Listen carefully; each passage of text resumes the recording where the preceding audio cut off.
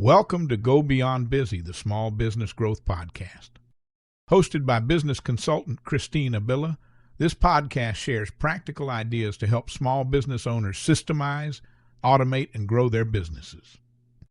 In this episode, Christine speaks with Robert Campbell from Aspire Media in Northern Ireland about digital marketing, community impact, and building a business that supports both charities and commercial clients. Hi, I'm Christine from Go Beyond Busy. I'm here today with Robert Campbell from Aspire Media, who is in Northern Ireland. How are you today, Robert? I'm good, Christine. Thank you so much for having me on the podcast. You're welcome. And tell me, what have you learned about running a business that you wish you'd known earlier? Looking back and seeing Aspire as it's grown now in its 3 years in operations, what I would have learned is how I would have been led by example and also how to work within the actual community organizations that I am actually currently now working with, and that not every project is going to be the exact same each and every time, and that not just that, we're part of that community and we're driven by our own community, not just the success that we're delivering. So in what way is every project the same? Some projects could be physically only for videos, and some are only just direct photography work, as well as our social media digital marketing division. So not every project can be the exact same because it can be designed for a charity versus a small business. So what sort of community groups do you work with? We have two mainstream community charities based within Northern Ireland themselves at the moment, one in the lovely Belfast and another in a little place called Downpatrick. They specialise doing between sort of disabilities and everything, and we support them by looking after their social media and their digital marketing and digital content. So can you work with charities or other businesses outside Northern Ireland?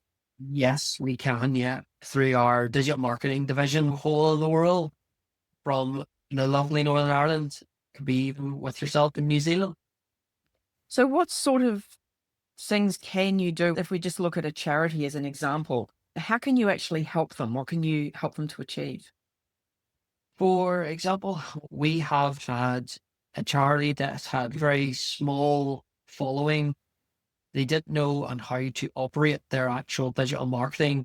And we came in with a guideline, a system that they were able to then adhere to as well as evolve from. So they went from a small 200 following to nearly 1,000. So they've pushed themselves to the limit by creating a guideline, a strength, and what way they want to target their community and their actual area of expertise. So do you specialize in certain social media platforms, or what do you do? No, we specialize in all platforms. So from X, which we still know as Twitter, and also then right through to Threads and Instagram.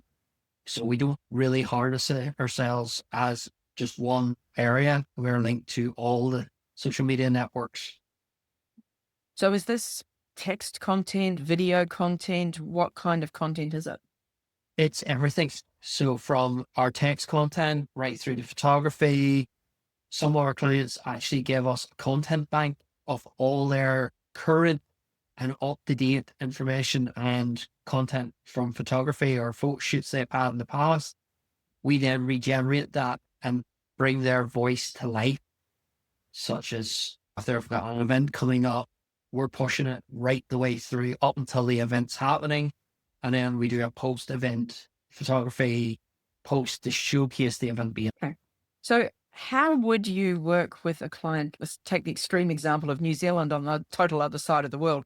How could you work with a client in New Zealand? We would work around their timings, Christine, to be honest.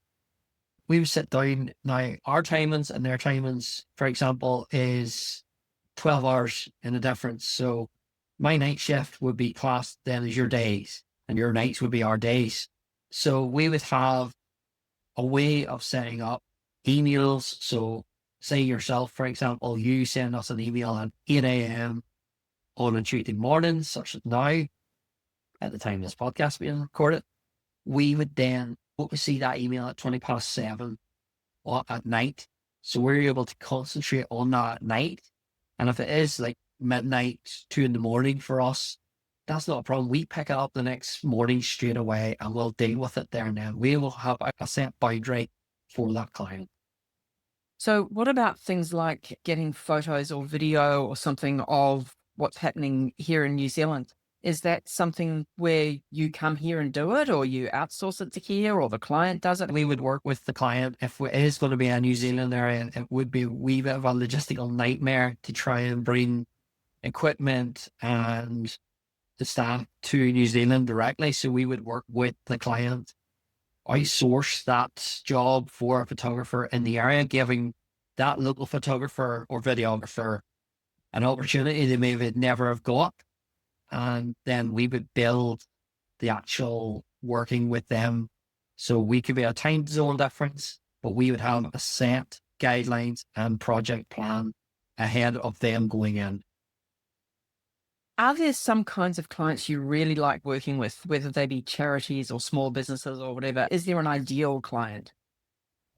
We don't have an ideal client. We work with everyone because of the way we're designed. We work within the community sector, the community interest company here in the UK, and we don't really target ourselves because we like to be working with everyone. From our client base ourselves at the moment, we have retail, we have personal trainer as a fitness trainer, and also charities and childcare providers, and even, you wouldn't believe me, a pizza shop. So we've worked in the past with even food service to retail to fitness. So it's a bit of a weird one having a food service company alongside a fitness instructor. Some said it was a bit of a funny joke, but we work with both clients in the same style as everybody else. So no matter who we have, we work with them. Tell me a bit more about Aspire Media. How did it start? Where did you get to where you are now? When did it start? Aspire Media was founded back in 2022. So myself and my business partner, Andy, decided instead of it being a sort of like a community group, and we wanted to make it more legal and more formal. So we became a company of our own. Over the last couple of years, we divisioned out our separate entities. So we have a production arm under the name of Aspire Media Studios. Inspire Social then is our main digital marketing arm. Aspire Media Academy is our training and development arm. So we actually have the ability to train our own staff internally and externally if anybody needs digital marketing training or photography training. And then the fourth and final part is our community TV channel that we started with originally before the company ever even existed, was Aspire Media TV. So we done production work for community organizations free of charge as part of a community TV project to bring good and positive media to life. I love that idea of a TV channel. Is it still going, and what can we see on that channel? Yes, the Aspire Media TV channel is still alive and it is still working well. The last update we've had was back only a few months ago. We'd done a production job with the local school who had a very tight budget. They barely could even pay us. So we done it as a charitable donation to them. And it was their year 7 leavers due. Very cool. And so that went on to the TV channel. It did, yes. It went on to aspiremedia.tv and also it went to the parents as well, so that the parents were able to have a preview before it was officially launched online. Very good. Is that something that you still do or would like to do for other charities or businesses? We still do the Aspire Media TV project. We oversee that as a new style. We have actually a little project in the works. I can't majorly say at the moment. I'm excited to get it up and running and get it out and away, but It's now in the hands of my business partner, and he is leading the charge in this new production. And I can't wait for its pilot episode to come out, but it's all under wraps at the moment. Even half the information I've got could change. Very exciting. So it looks like there's a huge future for you and your business. So I will put contact details for Robert and his business under this podcast. So wherever you're listening to or watching this podcast, you'll be able to get in touch with Robert. And if any of the listeners want to get in touch with me to discuss their business, I'm more than happy to have a free business strategy session with you. Thank you very much for joining me today, Robert.